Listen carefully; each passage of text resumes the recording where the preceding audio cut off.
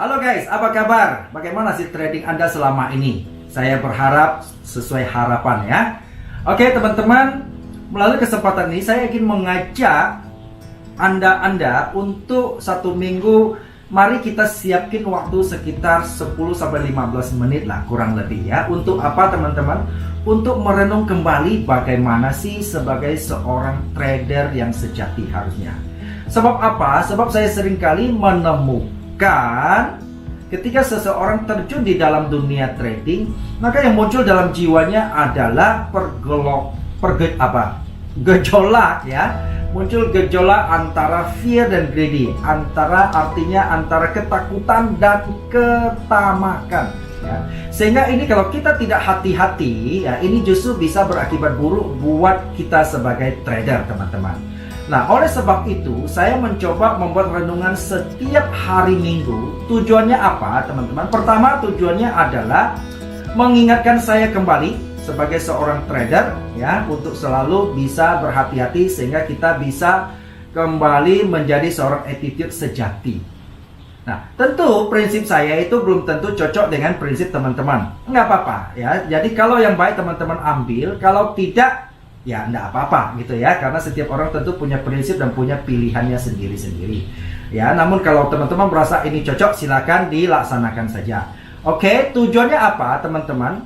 Saya berharap melalui renungan mingguan ini, saya berharap kita tetap bisa bertahan di dalam keseimbangan antara material dan spiritual, antara keseimbangan jasmani dan keseimbangan rohani, antara ambisi dan solusi. Kemudian yang paling penting adalah teman-teman, antara hayalan dan kenyataan. Nah, sehingga kita dengan merenung, kita akan kembali bisa mengingatkan kita. Oke teman-teman, mari kita saksikan renungan minggu ini. Halo sahabat trader dan teman-teman yang pecinta di channel saya, Matias Putra. Apa kabar? Dan khusus untuk, ini bertepatan ya, ini hari-hari yang luar biasa, dimana pertama saya ucapin untuk kaum muslimin yang kebetulan lagi merayakan Idul Fitri ya, mohon maaf lahir dan batin, mina aidin wa faizin. Dan untuk orang Nasrani, saya juga mengucapkan selamat merayakan hari kenaikan Isa Al-Masih. Kiranya Tuhan senantiasa menyertai kita semua. Oke, dan kita diberi keberkahan dan kesehatan tentunya. Oke ya. Teman-teman, hari ini saya akan mengajak kita merenungkan sesuatu yang sangat luar biasa untuk meningkatkan kualitas hidup kita tentunya ya. Oke, jadi saya percaya ini bukan sebuah kebetulan ya. Hari ini kita bisa dua agama besar ya, bisa menemukan hari raya yang bersama-sama ya. Hari yang sama di kemarin, hari tanggal 13 itu ya. Oke teman-teman, jadi hari ini saya mau bercerita nih ya. Jadi gini, ceritanya suatu hari di mana Isa Al-Masih didatangi oleh seorang tokoh agama di waktu itu, di mana di sini disebut ya, mungkin ini merupakan jadi tokoh agama, tokoh ulama di zaman Isa Al-Masih itu ya, mendatangin Isa. Dan sebenarnya katanya dia ingin ya mengetes lah istilahnya ya. Dia bertanya nih, ingin menguji ya, menguji apa jawabannya? Kata menguji di zaman itu sebenarnya adalah ingin menjatuhkan gitu. Jadi dia mencari kesalahan dengan pertanyaannya. Dia ingin mencari kesalahan si Isa ini supaya bagaimana dia bisa dihukum mati gitu ya. Nah, karena mereka sangat tidak suka dengan dia. Nah, jadi akhirnya dia melemparkan pertanyaan, dia menguji dia ya, untuk mencari kesalahan sebetulnya. Apa pertanyaannya dari tokoh agama ini ya, dimana tokoh agama ini waktu di zamannya itu di kalangan Yahudi disebut ahli Taurat Apa itu ahli Taurat? Ahli Taurat itu adalah ahli agama kitab suci di zaman itu, ya. Kebetulan bagi Yahudi ya, kitab mereka dianggap itu biasanya ahli-ahli kitab Musa begitu, ya. Oke. Baik. Nah, sekarang kita melihat apa pertanyaannya. Dia mengatakan kepada si Isa, "Hai guru," dia bilang. Jadi menurut guru, bagaimana caranya supaya kami ini bisa beroleh hidup yang kekal? Hidup yang kekal itu artinya ya zaman sekarang, bagaimana sih kami supaya bisa masuk surga? Ini kan harapan kita semua. Namun sebetulnya pertanyaan ini bukan dia ingin tulus ya, seperti tadi saya katakan, dia ingin menguji sebetulnya. Lalu yang ditanyakan pinter ini ya, si Isa tahu apa maksud hatinya, ya kan ya. Lalu dia bilang, menurut Anda gimana? Menurut kitabmu gimana? Ya kan ya. Dibalik, oh ya, dia bilang kitab saya mengatakan, kasihilah Tuhanmu dengan segenap hatimu, dengan segenap jiwamu, dengan segenap kekuatanmu, dan segenap akal budimu. Dan kasihinilah sesama manusia seperti dirimu sendiri. Lalu si Isa mengatakan, ya itu kan lu sudah tahu, ya kamu lakukanlah. Dia nggak mau nyerah juga. Ya dia pikir masa sih dihentikan begitu saja gitu ya. Nah, lalu apa? Dia bilang, siapa sih sesamaku manusia? Teman-teman, lalu bagaimana jawaban si Isa ini? Mari kita saksikan video berikut ini. Dan ia sedang berjalan dari Yerusalem ke Yeriko. Tetapi ada beberapa penyamun menunggu di jalan untuk merampok. Karena, ya, mereka penyamun. Tiba-tiba mereka menyerang orang itu. Dan tidak ada yang menolongnya. Tolong!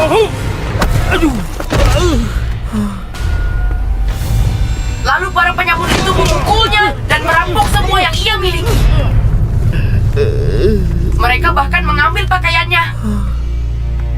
Dan tidak lama setelah itu, seorang imam lewat.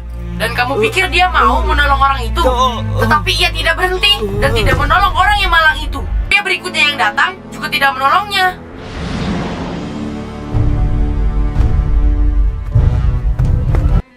Seorang Samaria saat ia melewatinya, menghampiri pria malang itu.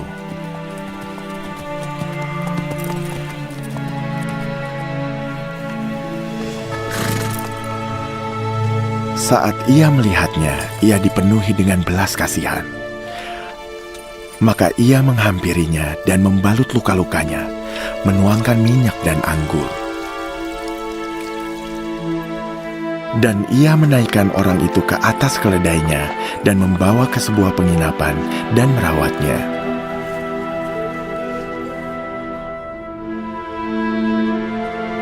Di hari berikutnya, saat ia berangkat, ia mengambil 2 koin dan memberikannya kepada penjaga penginapan. Tolong rawat dia.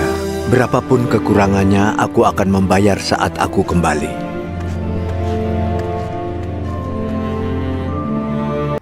Oke teman-teman, sudah saksikan video berikut ini? Itu adalah merupakan jawaban dari Isa Al-Masih kepada si ini ya, tokoh agama ini ya. Gimana sih cerita ini? Nah, saya kasih garis besar cerita ini biar teman tambah jelas ya. Cerita ini mengatakan bahwa suatu hari ada seorang turun dari kota Yeriko ke Yerusalem di zaman Timur Tengah waktu itu.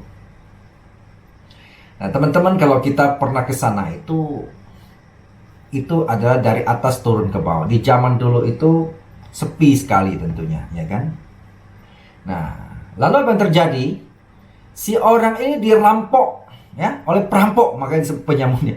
Oleh perampok, dan bukan hanya barangnya diambil, dan dia juga disiksa gitu ya, disiksa sampai babak belur dan sampai tidak berdaya, nggak bisa bangun sebagainya ya, sekarat, betul-betul sekarat.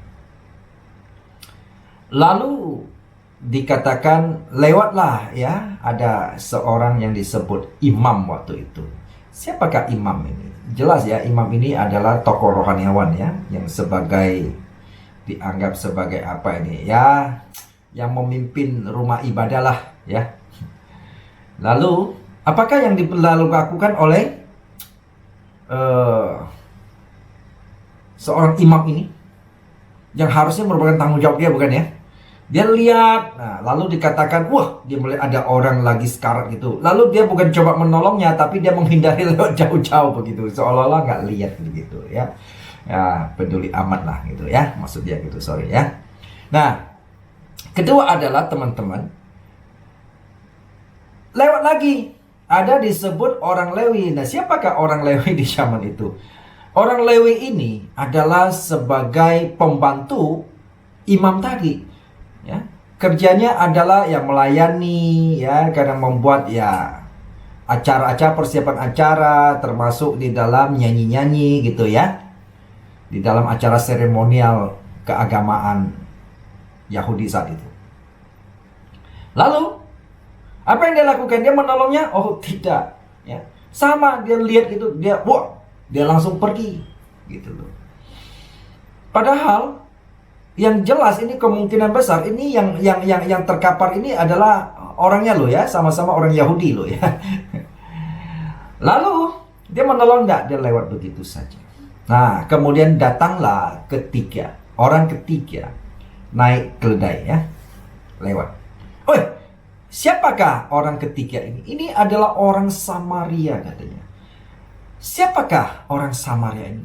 Orang Samaria ini adalah negara tetangganya yang dikafir-kafirin oleh orang-orang Yahudi, oleh tokoh-tokoh agama Yahudi waktu itu. Ya kan? Yang dianggap kafir, ya, jijik, bahkan mereka anggap mereka itu kayak binatang begitu. Ya. Dianggap kayak anjing begitulah. Jadi sangat tidak dihargai ini orang Samaria dan dianggap kafir. Ya, kayak sekarang itulah ya, sering kafir-kafir gitu ya. Nah, itu. Lalu apa yang terjadi? Dikatakan ketika dia melihat orang yang tergeletak, dia turun dari keledai, teman-teman. Dia datangin itu orang yang terluka itu. Dan dia melihat, lalu dikatakan apa yang terjadi, lalu hatinya tergerak belas kasihan. Teman-teman, kita melihat ya, yang tadi dua orang lewat, itu harusnya tokoh-tokoh pemimpin-pemimpin agama. Harusnya memiliki hati yang meluruskan, tapi kenyataannya enggak. Ya, mereka malah menghindar. Jadi sebenarnya kita melihat hati mereka itu kemana gitu ya. Kita tidak tahu ya. Dan apa sih tujuan mereka itu yang dianggap katanya melayani gitu. Sebenarnya mereka yang layani itu siapa gitu ya. Nah, berarti di dalam konteks tadi, nah kenapa Isa justru mengumpamakan ini dua orang ini yang lewat? Karena yang bertanya itu adalah, karena yang bertanya ini kan adalah kelompoknya gitu loh kan, yang tadi bertanya untuk menjebak Nabi Isa itu ya, itu adalah kelompoknya gitu loh. Nah, lalu apa yang terjadi?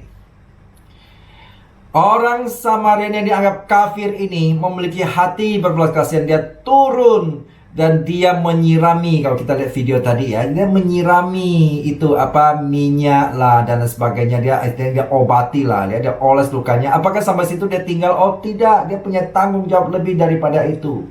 Ya, dia bahkan ya ambil itu ya, orang yang tergeletak itu ya.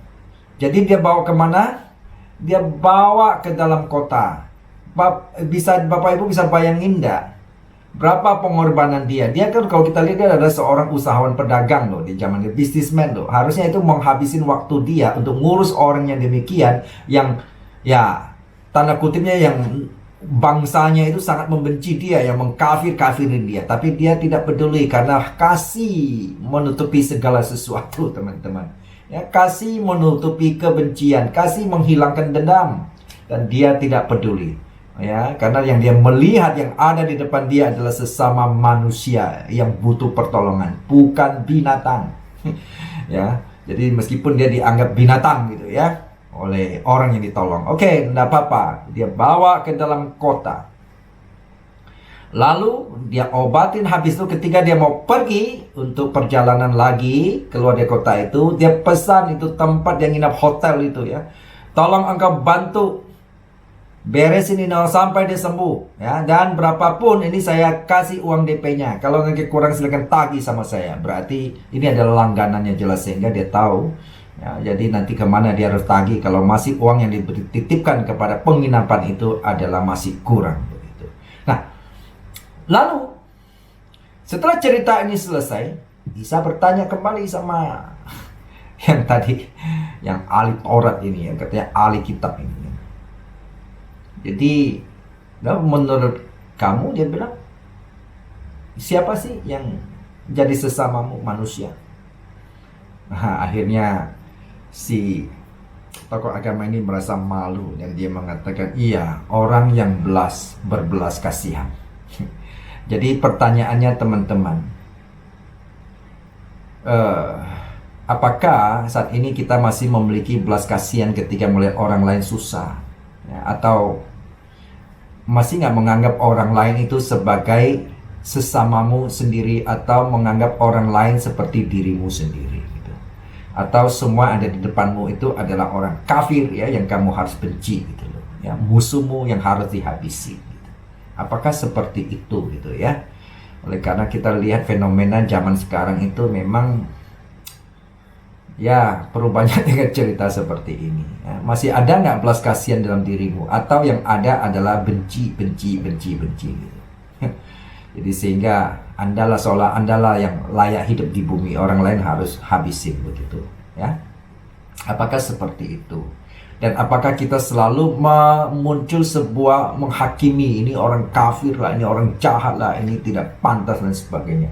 Apakah seperti itu? Dan apakah pertanyaan itu adalah hak kita untuk menghakimi bahwa orang ini jahat, orang ini kafir, orang ini binatang dan sebagainya? Apakah seperti itu teman-teman yang Tuhan inginkan ya? Oke, boleh nggak kita menghakimi orang? Jelas kalau di dalam kitab suci saya mengatakan bahwa penghakiman itu adalah hak Tuhan, bukan hak kita.